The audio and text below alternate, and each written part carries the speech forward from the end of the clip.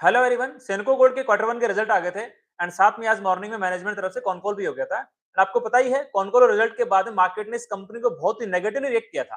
तो एक बार जानने की कोशिश करते हैं कि रिजल्ट में ऐसा क्या था, कॉन कॉल में ऐसा क्या था कि मार्केट ने इस कंपनी को इतना नेगेटिवली रिएक्ट करने की कोशिश करी है। एंड लास्टली इस कंपनी का एक रिस्क और वैल्यूएशन एनालिसिस करने की कोशिश करेंगे ताकि सभी इन्वेस्टर्स को यहाँ पे अच्छे से हेल्प मिल सके, एक अच्छे से इन्फॉर्म डिसीजन मेकिंग करने में। तो इस डिस्कशन में आगे बढ़ने से पहले एक बार ये जान लेते हैं कि इस कंपनी की मैनेजमेंट तरफ से FY 27 के लिए अपने बिजनेस को किस तरह से ग्रोथ करने का गाइडेंस था। तो फर्स्टली बात कर लेते हैं रेवेन्यू ग्रोथ के पर्सपेक्टिव से। तो मैनेजमेंट का टारगेट था 20% प्लस की रेट से अपने रेवेन्यू को ग्रो कराने का। एंड साथ में बात करें EBITDA मार्जिन के पर्सपेक्टिव से, तो लगभग 7.5 से 7.8% के आसपास का इनका गाइडेंस था EBITDA मार्जिन का। और यदि बात करूं पैट मार्जिन के पर्सपेक्टिव से, तो गाइडेंस था लगभग 4% से 4.5% के आसपास का। तो इनका गाइडेंस की मैंने बात करी है। एंड साथ में यदि बात करें स्टोर एक्सपेंशन के पर्सपेक्टिव से, तो FY 26 कंप्लीट होने के बाद में इनका टोटल स्टोर काउंट था 201 का। और मैनेजमेंट का गाइडेंस था कि FY 27 के अंदर हम लोग 20 के आसपास नए स्टोर यहाँ पे ऐड कर देंगे। तो ये हमने गाइडेंस की बात करी है। अब देखते हैं एक बार इनकी एक्चुअल डिलीवरी कैसे हुई है एंड साथ में कॉन कॉल के अंदर मैनेजमेंट ने यहाँ पे एक्चुअल में किस तरह से चीजों को एक्सप्लेन करने की कोशिश करी है। तो एक बार जल्दी से जल्दी इनका जो क्वार्टर वन का रिजल्ट था, एक बार मैं उसको गो थ्रू करने की कोशिश करता हूँ और एक बार देखते हैं कहाँ पे लाइक कंसर्न्स जनरेट हुए हैं एंड साथ में लाइक यहाँ पे अच्छे से कंपेयर करने की भी कोशिश करेंगे जो इनका गिवन गाइडेंस है वर्सेस एक्चुअल डिलीवरी को। तो यहाँ पे स्क्रीन पे मैं इनका इन्वेस्टर प्रेजेंटेशन प्रेजेंट कर लोग डिटेल में यहाँ पे चीजों को डिस्कस कर सकें। तो इनका लाइक पीएनएल स्टेटमेंट है कंसोलिडेटेड लेवल पे। तो डायरेक्टली बात करते हैं एक बार इसको जल्दी से गो थ्रू करने की कोशिश करते हैं। तो इनका रेवेन्यू का ग्रोथ रेट 67% का है, जो हमने ऑलरेडी लाइक क्वार्टर वन के बिजनेस अपडेट के अंदर डिस्कस कर लिया था। डायरेक्टली बात करते हैं लाइक EBITDA ग्रोथ पे। EBITDA का ग्रोथ इनका 16% का ही आया है। ऐसा क्या हुआ कि आपका रेवेन्यू का ग्रोथ रेट 67% होने के बावजूद भी आपका EBITDA का ग्रोथ यहाँ पे नहीं आया है। तो इसके पीछे एक तो हमें पता ही है कि ये लोग अच्छे से इन्वेंट्री हेजिंग नहीं करते हैं। तो इनका जो कॉस्ट ऑफ गुड सोल्ड है, तो यहाँ पे इनको इन्वेंट्री गेन का फायदा नहीं मिला है। लास्ट इनको इन्वेंट्री गेन का फायदा मिला था। तो इनका सीओजी इस बार 73% से ग्रोथ किया है। चलो हमने ये बात मान ली कि चलो ठीक है, आपको इन्वेंट्री गेन का फायदा नहीं मिला। इनका गाइडेंस भी यही होता है कि इन्वेंट्री गेन का फायदा नहीं मिलने के बाद हमारा EBITDA मार्जिन लाइक 7.5 से 7.8% के आसपास रहेगा। बट उसके बावजूद भी जो इनका EBITDA मार्जिन आया है, जो इनका EBITDA मार्जिन यहाँ पे आप दिखाई पड़ रहा होगा, लाइक आपका EBITDA मार्जिन आई थिंक ये रहा, लाइक आई थिंक 7% के आसपास का आपका EBITDA मार्जिन है। तो पॉइंट ये कि लाइक आपका यार इन्वेंट्री गेन नहीं होने के बावजूद भी आपका यहाँ पे EBITDA मार्जिन 7% का ही क्यों आया है? रीजन बीइंग एक बार यहाँ पे आप देखो, इनका जो अदर एक्सपेंसेस है ना, वो यहाँ पे 141% से ग्रोथ किया Y on Y. Last year 81 crore रुपए के आसपास का था, इस बार 195 करोड़ रुपए के आसपास का है। तो एक तो मेरे को मेजर कंसर्न ये लगा कि यार अदर एक्सपेंसेस में ऐसा क्या हुआ जिसकी वजह से आपने लगभग 100 करोड़ रुपए, 115 करोड़ रुपए के आसपास का एक्स्ट्रा खर्चा किया है, जिसने आपके लाइक EBITDA मार्जिन यहाँ पे डीरेल किया है। एंड यदि पैट के पर्सपेक्टिव से देखें, तो इनका जो पैट ग्रोथ होने की बजाय यहाँ पे डी ग्रोथ हुआ है। लास्ट इनका प्रॉफिट 105 करोड़ रुपए के आसपास का था, इस बार प्रॉफिट 101 करोड़ रुपए के आसपास का आया है। मतलब रेवेन्यू के अंदर ग्रोथ रेट 67% की और पैट के अंदर यहाँ पे डी ग्रोथ है। अब देखो यार, EBITDA के अंदर तो यहाँ पे 16% की ग्रोथ थी, उसके बावजूद पैट में डी ग्रोथ क्यों आई है? तो इसके आप पैरामीटर देख रहे होंगे, लेकिन बाकी का नॉर्मलाइज यहाँ पे चीजें दिख रही है। जो इनका फाइनेंस कॉस्ट है ना, यहाँ पे वाई ऑन वाई 58% से ग्रोथ कर गया है। 43 करोड़ से 68 करोड़ पे जंप कर गया है।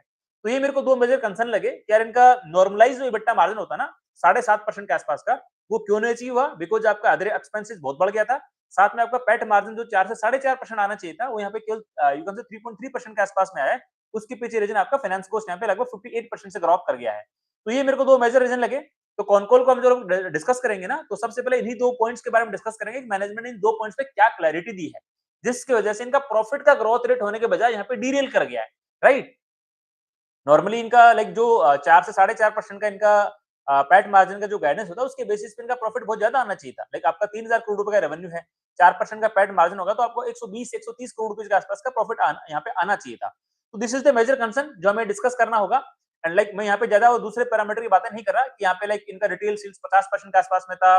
आपका डायमंड ज्वेलरी के अंदर वॉल्यूम ग्रोथ 18% के आसपास का, डायमंड ज्वेलरी का लाइक यहाँ पे 43% का ग्रोथ हुआ था। वो सब ऑलरेडी हमने क्वार्टर वन की बिजनेस अपडेट के अंदर डिस्कस कर लिया था, तो आप उसको रेफर कर सकते हो। हमारे इस डिस्कशन का मेजर कंसर्न है यहाँ पे EBITDA मार्जिन क्यों गिरा है, आपकी नॉर्मलाइज गाइडेंस से, और आपका पैट मार्जिन क्यों गिरा है।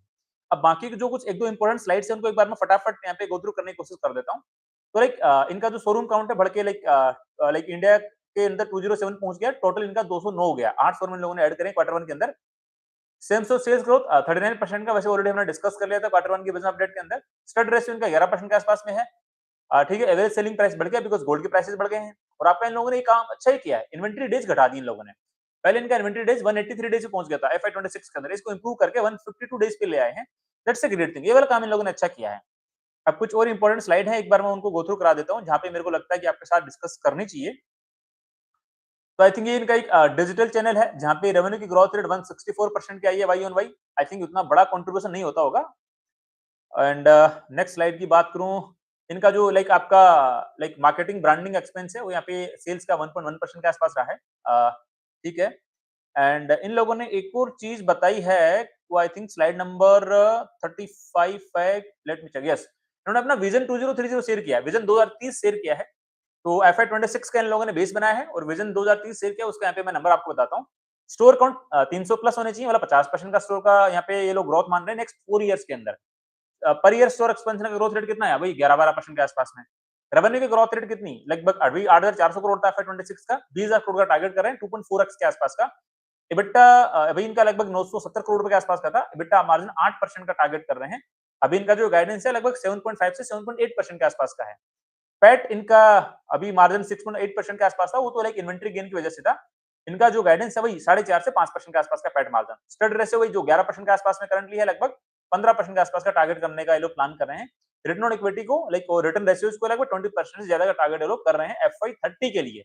ये इनका प्लान है नेक्स्ट 4 इयर्स के पर्सपेक्टिव से। ये प्लान देख के मेरे को उतना इंटरेस्टिंग नहीं लगा, बिकॉज हमने जो पीएन गडकरी का प्लान देखा था नेक्स्ट 3 ईयर का, इनके स्टोर काउंट 78 थे और लाइक वो लोग नेक्स्ट 3 साल के अंदर उसको बढ़ा के 177 करना चाह रहे हैं। मतलब स्टोर काउंट ईवी से कितना हो गया? 78 से 177 जाओगे तो आपका 2.5x के आसपास हो गया ना। एक आध स्लाइड और है इनकी जहाँ पे लाइक हमें कुछ चीजें और मिल जाए तो ये इनका हेजिंग वाला पर्सपेक्टिव है। अभी ये इन्वेंट्री को 50% हेज करके रखा हुआ है। ये है सबसे बड़ी जड़ यहाँ पे लाइक इतनी सारी वॉलेटिलिटी की। ठीक है, मतलब एक बार वो कॉन कॉल के अंदर सारे जो सवाल जवाब हुए एक बार उनको डिस्कस करेंगे, इसको वहां पे ऐड करते हुए डिस्कस करने की कोशिश करेंगे। राइट, ठीक है। तो लाइक ये मैंने डिस्कस करने की कोशिश करी क्वार्टर वन के रिजल्ट के बारे में। तो मेजर कंसर्न आपको पता लगे क्या होगा कि यार धंधे की ग्रोथ रेट यहाँ पे केवल 67% के आसपास में, मतलब केवल नहीं, अच्छी खासी ग्रोथ रेट है। रिटेल का धंधा आपका 50% ग्रोथ किया, बट आपकी प्रॉफिट के अंदर ग्रोथ ही नहीं है।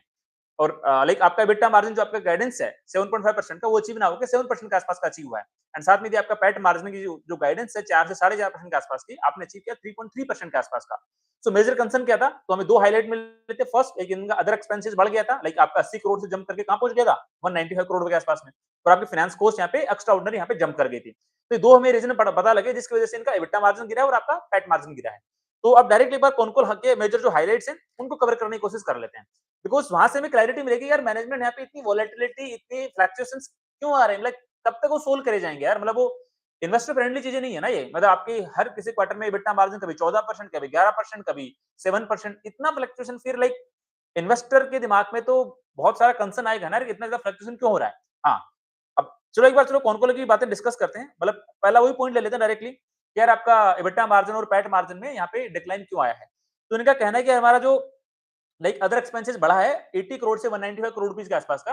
रीजन बीइंग, इन्होंने बोला कि लाइक इस बार हमने, आपको तो पता ही है, ओल्ड गोल्ड एक्सचेंज प्रोग्राम के लिए हमने काफी सारा मार्केटिंग एक्टिविटी लॉन्च किया था। हमारे कुछ पुराने स्टोर्स को यहाँ पे रेनोवेट किया था। हमने मेंस के लिए, आदमियों के लिए कुछ ज्वेलरी यहाँ पे लॉन्च करी है, तो उसका लॉन्चिंग एक्सपेंसेज है। इस तरह के कुछ एक्स्ट्रा खर्चे हुए हैं क्वार्टर वन के अंदर, जो उतने रिकरिंग नहीं रहेंगे अपकमिंग क्वार्टर्स के अंदर। तो इनका कहना है कि अगले क्वार्टर में हमारा जो अदर एक्सपेंसेज ना आपको बढ़ावा दिखाई नहीं पड़ेगा। ये इन्होंने लॉजिक दिया है क्यों इनका अदर एक्सपेंसेज यहाँ पे इतना ज्यादा ग्रो किया है। ठीक है जी, मान लेते हैं भाई अपने, ठीक है, आपका आपने जो कल्याण ज्वेलर्स के कॉन कॉल के अंदर भी तो था ना कि यार उनका like gross margin old gold exchange programme में कम हुआ है, तो उसके लिए लोगों ने जो एक्स्ट्रा खर्चा भी तो किया है ना, लगभग 40-50 करोड़ रुपए के आसपास का। ये तो कल्याण ज्वेलर्स की कॉन कॉल के अंदर मैनेजमेंट ने बताया, बट वहां पे इतना बड़ा इंपैक्ट नहीं आया जितना यहाँ पे आपका सिनको गोल्ड के अंदर आया, बिकॉज इन लोगों ने ये भी बताया ना कि कुछ ओल्ड स्टोर का रेनोवेशन भी कराया है। अब इतने बड़े खर्चे कर दिए हैं, ठीक है, तो आपका खर्चा तो आपको बुक करना ही पड़ेगा। और हाँ, इन्होंने ये भी कहा है, जो कल्याण ज्वेलर्स की मैनेजमेंट ने कहा था कि यार लाइक हमारा जो ओल्ड गोल्ड एक्सचेंज प्रोग्राम से हमारा लाइक जीरो कट पे, मतलब जीरो चार्जेस कट पे हमने लाइक ये प्रोग्राम लॉन्च किया था हमारे प्रधानमंत्री जी की अपील के बाद में। तो लाइक वहां पे हमें कुछ ना कुछ यहाँ पे लोअर ग्रोस मार्जिन रिपोर्ट हुए हैं इस वाले प्रोग्राम के अंदर। अब दूसरी बात करते हैं, आपका फाइनेंस कॉस्ट क्यों बढ़ गया है। तो फाइनेंस कॉस्ट में कहना है कि हमारा लाइक काफी सारा लाइक हमें इन्वेंट्री जो लोग मतलब प्रोक्योर करते हैं ना, जीएमएल वाले, गोल्ड मेटल लोन वाले इन्वेंट्री, तो इनका कहना है कि हमें मार्केट में जीएमएल के थ्रू इन्वेंट्री नहीं मिल रही थी, गोल्ड मेटल लोन के थ्रू इन्वेंट्री नहीं मिल रही थी। तो ऑब्वियसली आपके वर्किंग कैपिटल को फीड करने के लिए आपने कहीं ना कहीं से कुछ लोन लिया होगा अपनी इन्वेंट्री को लाइक सेट करने के लिए। तो वाला एंगल यहाँ पे आता है। तो उनका कहना है कि लाइक काफी सारे इंपोर्ट कंसर्न्स थे, ड्यूटी बढ़ गई थी, और लाइक मतलब एन नंबर ऑफ कंसर्न उन्होंने गिनाए हैं। ऑल्दो लाइक ना आपकी पीएन गडकरी की मैनेजमेंट ने ऐसे कंसर्न गिनाए हैं, आपके लाइक कल्याण ज्वेलर्स की मैनेजमेंट ने ऐसे कंसर्न गिनाए हैं। तो ये वाला कंसर्न है कि इन लोगों ने अलग ही बताया है, जिसकी वजह से इनकी फाइनेंस कॉस्ट बढ़ गई है। लाइक आपका 65 करोड़ से लाइक जंप करके आई थिंक कुछ 40-50%, 58% से ग्रोथ करी है। तो ये 2 मेजर रीज़न उन्होंने बताए हैं जिसकी वजह से इनका एबिटा मार्जिन गिरा है एंड साथ में इनका पैट मार्जिन गिरा है। अब देखो, अगर आप चाहे रीज़न कुछ भी बताओ, बट आपका आउटकम तो नहीं आया ना। आप आउटकम के अंदर फेल हो गए। जो आपका एक्चुअल गाइडेंस है 7.5% का एबिटा मार्जिन, 4% का आपका you can say PAT margin, जो आपकी गाइडेंस की रेंज की लोअर, मैं यहाँ पे रेंज की बात कर रहा हूँ। वो तो आपका आना चाहिए था। That is bare minimum, but वो नहीं आया आपका और मार्केट ने फिर आपको नेगेटिवली यहाँ पे रिएक्ट भी किया है। बहुत सिंपल सी बात है। अब बात कर लेते हैं, ठीक है, ग्रॉस मार्जिन का इम्पैक्ट हुआ है, लाइक आपका जो हमने ऑलरेडी वैसे बात वो उस पे कर ही लिया है, आपका लोअर ग्रॉस मार्जिन आया इनका, आपका ओल्ड गोल्ड एक्सचेंज प्रोग्राम के अंदर, बिकॉज़ वहाँ पे कोई भी कट नहीं किया है। कस्टम ड्यूटी का इनको लाइक फायदा मिला है क्वार्टर 1 के अंदर लगभग 12-13 करोड़ रुपए के आसपास का, और अपकमिंग 2 क्वार्टर के अंदर में भी 20-30 करोड़ रुपए का और लोग अपना इन्वेंटरी गेन बुक करना चाहेंगे। एंड ठीक है, बाकी और कुछ इनका कहना, हाँ, इनसे ये भी पूछा गया कि यार हमारे प्रधानमंत्री जी की अपील के बाद में आपके धंधे पे कितना इम्पैक्ट पड़ा है? तो इनका कहना है कि हमारा क्वार्टर 1 गया है, उसका जो अप्रैल का महीना है ना, उसके अंदर हमारी टोटल रेवेन्यू का जो 3000 करोड़ रुपए के आसपास का रेवेन्यू है, उसका 55% हमारा क्वार्टर 1 के मतलब अप्रैल के महीने में ही आ गया था। बाकी का 45% हमारा मई और जून में आया है। बिकॉज़ प्रधानमंत्री जी ने अपील करी थी तो मई हमारा काफ़ी फ्लश आउट हो गया था। जून के अंदर वापस जब गोल्ड के प्राइसेस डाउन आए, तो थोड़ा डिमांड पिकअप करना स्टार्ट किया है। अब इनसे पूछा गया कि लाइक क्या आपका जुलाई जो वाला क्वार्टर है, क्वार्टर 2 है, क्या उसके अंदर आपकी डिमांड वापस पिकअप करना स्टार्ट कर गई क्या? तो इनका ये कहना है कि यार हमारा जो like Q on Q basis पे लाइक जून के कंपैरिजन में जुलाई के अंदर हमारा 8-9% के आसपास का यहाँ पे ग्रोथ दिखाई पड़ रहा है। यदि वाई ऑन वाई कंपैरिजन की बात करोगे तो लास्ट ईयर के कंपैरिजन में क्वार्टर 2 के कंपैरिजन में लगभग 25% के आसपास का ग्रोथ यहाँ पे हम लोग देख पा रहे हैं क्वार्टर 2 के शुरुआत के जुलाई महीने के अंदर। एक इन लोगों ने अच्छा फीड लाइक अच्छा बात बताया है कि हाँ यार ठीक है, आपका Y on Y like maybe बी क्वार्टर 2 के अंदर वही 20-25% के आसपास का धंधे का ग्रोथ रेट यहाँ पे एक्सपेक्ट हम लोग कर सकते हैं। वही बात करें, फिर इन लोगों से वही पूछा गया कि लाइक यार मतलब सस्टेनेबल एबिटा मार्जिन क्या है? लास्ट ईयर आपने बहुत अच्छा खासा प्रॉफिट दिखाया, बहुत अच्छा खासा एबिटा दिखाया। तो इनका कहना है कि लास्ट ईयर हमारा इन्वेंटरी गेन था। यदि इन्वेंटरी गेन को एक्सक्लूड कर देते तो हमारा पैट बनता है वही लगभग 70-75 करोड़ रुपए के आसपास का। इस बार पैट बना लगभग 100 करोड़ रुपए के आसपास का। एबिटा मार्जिन सही होता तो 120 करोड़ रुपए के आसपास का हमारा पैट बनता। तो मे भी हमारा पैट का ग्रोथ रेट वही लाइक 60% के आसपास, यहाँ पे 70% के आसपास डिलीवर हो सकता था। बट ये तो अब कह रहे हैं ना, लास्ट ईयर क्वार्टर 1 के रिजल्ट में तो बड़ी-बड़ी नेकियां आ रहे थे कि यार हमारा पैट का ग्रोथ बहुत अच्छा आया है, हमारा एबिटा मार्जिन 11-12% का है। वो अब वो चलेगा नहीं ना। लास्ट ईयर क्वार्टर 1 के अंदर तो आपने बड़ी खुशी जाहिर कर ली। अब आके बोल रहे हो कि जो लास्ट ईयर क्वार्टर 1 के अंदर था वो इन्वेंटरी गेन के कारण था। अपनी लाइक क्या बोलते हैं, ठीक है, जो भी इनकी इनएफिशिएंसीज हैं उनको लाइक थोड़ा हाइड करने के लिए, और तो मैं क्या ही बोलूँ। ठीक है यार, मतलब इसमें मतलब और क्या ही बोले। अब डायरेक्टली फिर हेजिंग रेशियो की बात कर लेते हैं। तो इनसे पूछा गया कि आपका हेजिंग रेशियो 50% क्यों रहता है? अब इनका आंसर क्या है कि यार जब गोल्ड में वोलेटिलिटी होती है ना, तो हमारा हेजिंग रेशियो 50% के आसपास आ जाता है। जब गोल्ड की प्राइसेस स्टेबलाइज हो जाती है तो हमारा हेजिंग रेशियो बढ़ के 55 से मतलब 75 से 80% चला जाता है। ये हमारी कंपनी की पॉलिसी है। अब कंपनी की पॉलिसी का फायदा किसको मिलने वाला है? कंपनी को मिलने वाला है। जब आपकी गोल्ड की वोलेटिलिटी होगी और आपका हेजिंग रेशियो 50% होगा, तो इन्वेंटरी जो भी गेन बनेगा, वो डेफिनिटली आपको कंपनी का ही फायदा होगा। सिंपल सी बात है ना। लाइक मैं बेसिक एजम्पशन ले रहा हूँ कि लाइक गोल्ड के प्राइसेस क्यों बढ़ते हैं? लाइक आपका ग्लोबल अनसर्टेनिटी बढ़ती है, उस टाइम पे गोल्ड के प्राइसेस बढ़ते हैं। और जब ग्लोबल अनसर्टेनिटी बढ़ती है तो उस टाइम पे आपको भी पता है हमारा रुपी डिप्रिशिएट होता है। तो इनके पास जो एक्जिस्टिंग इन्वेंटरी होती है उसके अंदर इनको उछाल मिलता है, तो वहाँ पे इन्वेंटरी गेन मिलता है। सिंपल सी बात है ना यार। तो कंपनी पॉलिसी यहाँ पे कंपनी के फायदे के लिए बना रखी है। इन्वेस्टर्स का यहाँ पे कोई सोच विचार क्यों नहीं कर रहे हैं लोग? मेरे को तो अब इनसे लाइक काफी नोक-झोंक भी हुई कि लाइक यार आप इन्वेस्टर फ्रेंडली लाइक पॉलिसी बनाओ ना यार। मतलब ठीक है, आपने कंपनी पॉलिसी बना रखी है, बोर्ड अप्रूव्ड पॉलिसी है, बट एक थोड़ा इन्वेस्टर फ्रेंडली भी चीजें बनाओ। बिकॉज़ यार इन्वेस्टर्स के कंसर्न तो आएँगे ना। किसी क्वार्टर में एबिटा मार्जिन दे रहे हो 11% का, किसी क्वार्टर में 14% का। तो आपको यहाँ पे प्रेडिक्टेबिलिटी ऑफ बिज़नेस नहीं मिल रहा ना यार। अब बताओ लाइक हम तो जो भी यहाँ पे आगे की कैलकुलेशन करते हैं कि एफआई 27 का इतना पैट बनेगा, इतना आगे का फॉरवर्ड पी बनेगा, फॉरवर्ड प्राइस बनेगा, तो हमारी एक बेसिक कैलकुलेशन हो जाती है एबिटा मार्जिन की सारी सब चीज़ों की। वो यहाँ पे फुलफिल नहीं हो पाती है। तो वो वाली दिक्कत यहाँ पे, वो वाला कंसर्न मेरे को नज़र आता है। अब सिंपल सी बात है लाइक आप यदि थोड़ा इन्वेस्टर फ्रेंडली हो जाओगे, लाइक जैसे पीएनजी की मैनेजमेंट ने क्या किया, अपना हेजिंग रेशियो बढ़ा के लगभग 76% कर दिया। टारगेट है कि एफआई 27 के एंड तक में भी उसको लाइक 80-90% के आसपास तक लेके जाने का टारगेट है, और 1-2-3 साल के अंदर उसको 100% करने का टारगेट है। कल्याण ज्वेलर्स का भी हेजिंग रेशियो 95% के आसपास में है। टाइटन का भी हेजिंग रेशियो आपका 95% के आसपास में है। तो वहां पे जो भी प्रॉफिट्स आते हैं वो आपके ऑपरेशनल प्रॉफिट्स होते हैं, इन्वेंटरी गेन वाले नहीं होते हैं। हाँ, कुछ एक आध कस्टम ड्यूटी इंपैक्ट आ गया और आपके पास जो भी अनहेज्ड इन्वेंटरी पड़ी हुई है उस दिन पर्टिकुलर दिन के अंदर, तो मे बी आपको थोड़ा बहुत गेन मिल गया होगा, दैट इज डिफरेंट थिंग। तो ये वाले कंसर्न है लाइक आप एक बार डेफिनेटली फिर लाइक इन्वेस्टर फ्रेंडली तो अपना पॉलिसी बनाना ही पड़ेगा ना। लाइक इनका कहना है कि जब गोल्ड के प्राइसेस स्टेबलाइज हो जाएंगे तो हम लोग 75 टू 80% लेके चले जाएंगे। ठीक है, अच्छी बात है। मतलब उस टाइम पे तो आपकी इतनी वोलेटिलिटी भी नहीं होती है, मतलब उसमें ठीक है, जो भी एक्स वाई जेड है, बट इन लोगों ने कंसिडर जरूर किया है कि हम लोग सोचेंगे, इस पे सोच विचार करेंगे कि इन्वेस्टर फ्रेंडली पॉलिसी बनाई जाए और इन्वेस्टर्स के यू कैन से पर्सपेक्टिव से लाइक ये चीजें रखी जाए। अब इन लोगों ने लाइक अपना वही रिटर्न रेशियोज का टारगेट रखा 20% के आसपास का। लॉन्ग टर्म टारगेट की बात कर लेते हैं। लॉन्ग टर्म टारगेट जैसे मैंने वही ऑलरेडी डिस्कस किया था इन्वेस्टर प्रेजेंटेशन के अंदर। 20,000 करोड़ रुपीस का रेवेन्यू एफआई 2030 का, 300 स्टोर। मतलब देखो यार, आपका लास्ट के 4 क्वार्टर का 9,600 करोड़ रुपीस का रेवेन्यू हो चुका है। अब अगले आप लगभग पौने 4 साल के अंदर अपना धंधा अलग कितना करना चाहते हो? लाइक 2.1x, मतलब 2 गुना से लगभग थोड़ा सा ज्यादा। तो यार धंधे की ग्रोथ रेट आपकी बन के आती है 18, 19, 20% के आसपास में। स्टोर एक्सपेंशन आपका निकल के आता है भाई 11, 12, 13% के आसपास में। तो मतलब आप ही देखो यार इतना स्लो क्यों चल रहे हैं? हमने वो पीएनजी का गाइडेंस देखा था, कल्याण ज्वेलर्स का गाइडेंस देखा था, स्टोर एक्सपेंशन का ग्रोथ रेट ही उनका लगभग 30% से ऊपर का है। ईयर ऑन ईयर लेवल की बात कर रहा हूँ मैं। और धंधे की ग्रोथ रेट तो फिर ऑब्वियसली जब आपका सेम स्टोर सेल्स ग्रोथ आएगा तो उससे ज्यादा डिलीवर होगी, आपका वॉल्यूम ग्रोथ आएगा तो उससे ज्यादा डिलीवर होगी। तो मतलब ठीक है, सच मतलब धंधे के ग्रोथ रेट के पर्सपेक्टिव से और कंपनीज हैं जो इससे बेटर कर रही हैं बिजनेस ग्रोथ के पर्सपेक्टिव से और अपने एक्सपांशन के पर्सपेक्टिव से, कि जहां पे 4 साल में अपना स्टोर काउंट 50% से बढ़ाना चाहती है। ये गडकरी ने क्या बोला था? 78 स्टोर काउंट है एफआई 26 का। एफआई 29 के अंदर वो लोग कहां पे पहुंचना चाहते हैं? 177 स्टोर पे पहुंचना चाहते हैं, मतलब 80 स्टोर से 180 पे जाना चाहते हैं। आपका लगभग लगभग कितना बोल दो, 225% के आसपास, 230% के आसपास की ग्रोथ कह दो। और उन लोगों ने तो लाइक उसका जुगाड़ भी कर लिया है, क्यूआईपी से 700 करोड़ रुपए रेज भी कर लिए हैं। उन लोगों ने तो एक नया वो अपना डायमंड ज्वेलरी वाला एक नया वाई डबल ओ यू नाम से भी शोरूम लॉन्च किया, अभी रिसेंट में अपडेट आया था। ठीक है, उस पे नहीं जाते हैं, डायरेक्ट एक बार सेंको पे फोकस करते हैं। वो थोड़ा मैं कंपैरेटिव एनालिसिस करने के पर्सपेक्टिव से चीजें आपको बताने लग गया था। पर ठीक है, लाइक मेरे को ये इनका जो गाइडेंस है नेक्स्ट 4 इयर्स का उतना बड़ा इंटरेस्टिंग नहीं लगा। आप धंधे को ग्रो कराना चाह रहे हो 18, 19, 20% के आसपास में, मतलब मैनेजमेंट यहाँ पे हर एंगल पे कंजर्वेटिव गाइडेंस देता है, हर एंगल पे कंजर्वेटिव गाइडेंस। इनसे बारी-बारी से पूछा भी गया, मतलब इनसे अगेन लाइक एफआई 27 का गाइडेंस इनसे पूछा गया कितना आपका? तो बोलते हैं यार हम लोग 10,000 करोड़ रुपए से प्लस की सेल्स करेंगे। तो आप 9,600 करोड़ रुपए लास्ट के 4 क्वार्टर में कर चुके हो। क्या अगले 3 क्वार्टर में 400-500 करोड़ रुपए का रेवेन्यू एक्स्ट्रा करोगे क्या? तो वो बोलते हैं हम लोग कंजर्वेटिव प्ले करना चाहते हैं, एक्चुअल डिलीवरी हमारी हमेशा ज्यादा होती है। और फिर इन लोगों ने एग्जांपल भी दिया लास्ट ईयर का, कि लास्ट ईयर में हमारा लाइक 20% का रेवेन्यू ग्रोथ का गाइडेंस है, हमने डिलीवरी 25% से करी है। तो मे बी वही ठीक है, ये लोग भी शायद मे बी दिवाली के बाद जो रिजल्ट आएंगे क्वार्टर 2 के, मे बी उसके अंदर गाइडेंस बढ़ा सकते हैं। नॉर्मली लग रहा है 10,000 से 10,500 करोड़ रुपीस के आसपास का सेल्स वो लोग इजीली अचीव कर सकते हैं। बाकी का जो इनका गाइडेंस है एबिटा मार्जिन का, पैट मार्जिन का 7.5% टू 7.8% का, पैट मार्जिन 4 टू 4.5% का सेम ही दिखाई पड़ रहा है, उसमें ऐसे कोई दिक्कत नहीं है। ठीक है, ये थे मेजर अपने कॉनकॉल के हाइलाइट्स। इसका सारा समरी निकल के आता है। पहला लाइक आपका एबिटा मार्जिन, पैट मार्जिन दिक्कत क्यों हुई हमने डिस्कस करने की कोशिश करी है। सेकंड, लॉन्गर टर्म का जो इन लोगों ने गाइडेंस दिया नेक्स्ट 4 इयर्स का, वो डिस्कस किया। Third is like investor friendly इनकी मैनेजमेंट को बनना पड़ेगा। आप एक कंसिस्टेंसी लाओगे अपने बिजनेस के अंदर, एबिटा मार्जिन की प्रेडिक्टेबिलिटी, कंसिस्टेंसी लाओगे तभी जाके इन्वेस्टर्स का एक बड़ा कॉन्फिडेंस बनेगा आपके बिजनेस के ऊपर। अदरवाइज आप कभी आपके एबिटा मार्जिन 14% जाएंगे, कभी 7% आएंगे, फिर 11% जाएंगे, फिर आपके 7% आएंगे, तो फिर इन्वेस्टर्स का कॉन्फिडेंस और कन्विक्शन उतना बनता नहीं है बाद में। बहुत सिंपल सी बात है। हाँ, यदि आपके धंधे में कंसिस्टेंसी है, आप स्काई गोल्ड का धंधा देख लो ना, वहां पे कितनी अच्छी कंसिस्टेंसी दिखाई पड़ती है।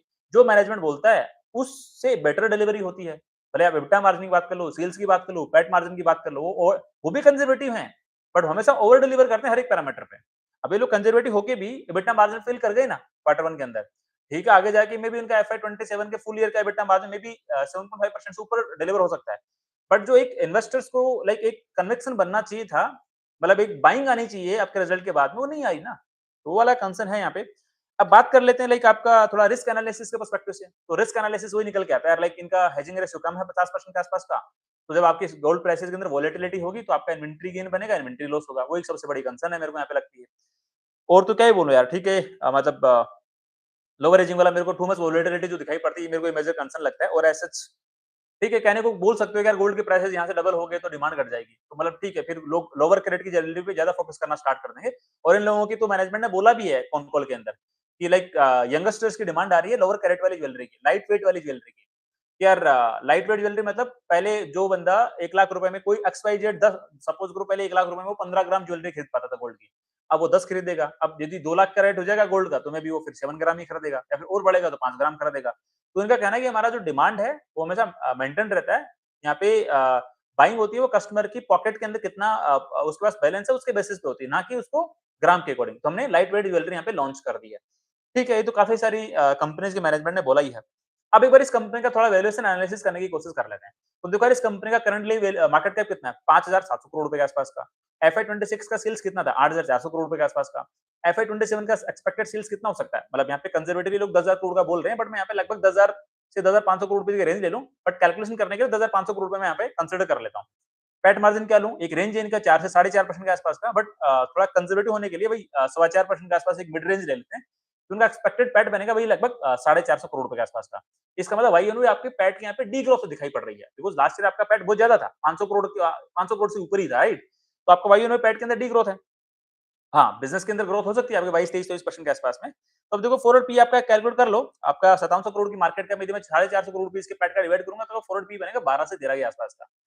अब फॉरवर्ड पैक रेशियो मैं किस तरह से कैलकुलेट करूँ? यदि कंज़र्वेटिव में जाऊँगा तो आपके पैट मतलब यहाँ पे मैं कंज़र्वेटिव वे का मतलब यदि बिज़नेस की ग्रोथ रेट और पैट की ग्रोथ रेट में जो कम ग्रोथ रेट डिलीवर हुई है उसका डिवाइड करूँगा मैं। तो यहाँ पे तो पैट की ग्रोथ रेट है ही नहीं है, तो फिर आगे फॉरवर्ड पैक रेशियो कैसे कैलकुलेट करें? बट हाँ, दूसरे भी आउट को ट्राई करते हैं, बट वो मतलब आपका वही बिज़नेस ग्रोथ वाला दैट इज़ 23-24% के आसपास में। तो फॉरवर्ड पी आपका 12-13 का है, फॉरवर्ड पैक बनेगा आपका 0.6 के आसपास का। अब आप लोग सोचोगे यार 0.6 का फॉरवर्ड पैक रेशियो यहाँ पे तो बहुत अट्रैक्टिव दिखाई पड़ रहा है। हाँ, बिल्कुल अट्रैक्टिव है वैल्यूएशन के पर्सपेक्टिव से, मना ही नहीं कर रहा मैं। बट 2-3 पॉइंट और आपको देखने पड़ेंगे, दूसरे पीएस से कंपेयर करने के बाद में कि यार यहाँ पे क्या धंधे की ग्रोथ रेट में कंसिस्टेंसी है क्या? बिकॉज़ लास्ट ईयर क्वार्टर 2 में के अंदर इनका धंधा किस रेट से ग्रोथ किया था? 7 टू 8% के आसपास में। तो इनके धंधे की ग्रोथ रेट में फ्लक्चुएशंस हैं, मतलब कंसिस्टेंसी नहीं है। जब हम लोग चाहते हैं ना कोई बिज़नेस ऐसा मिले जहाँ पे हर एक क्वार्टर के अंदर वाई ऑन वाई लाइक धंधे की ग्रोथ रेट डिलीवर हो 25%, 30%, 35% के आसपास में, एक तो वो कंसिस्टेंसी की कमी है। सेकंड आपके एबिटा मार्जिन के अंदर बड़े फ्लक्चुएशंस हैं बिकॉज़ इन्वेंटरी गेन वाला पंगा जो इन लोगों ने बताया है। तो ये कुछ-कुछ कंसर्न है जो आपको देखने पड़ेंगे और ऑब्वियसली आप इन्वेस्टर हो, आप एक इंडिपेंडेंट थॉट प्रोसेस आपका होता है, तो आप खुद एक डिसीजन मेकिंग करने में बिल्कुल आप डिसीजन ले सकते हो। बट हाँ, मैं तो बोलूँगा हर एक बिज़नेस को एक बार अपने जो पीयर्स हैं, उनसे एक बार कंपेयर करके ही आप डिसीजन मेकिंग करना कि लाइक आपको बेटर कन्विक्शन और बेटर बिज़नेस की प्रेडिक्टेबिलिटी और बेटर बिज़नेस के आउटकम की यू कैन से कंसिस्टेंसी कहाँ पे दिखाई पड़ती है, राइट?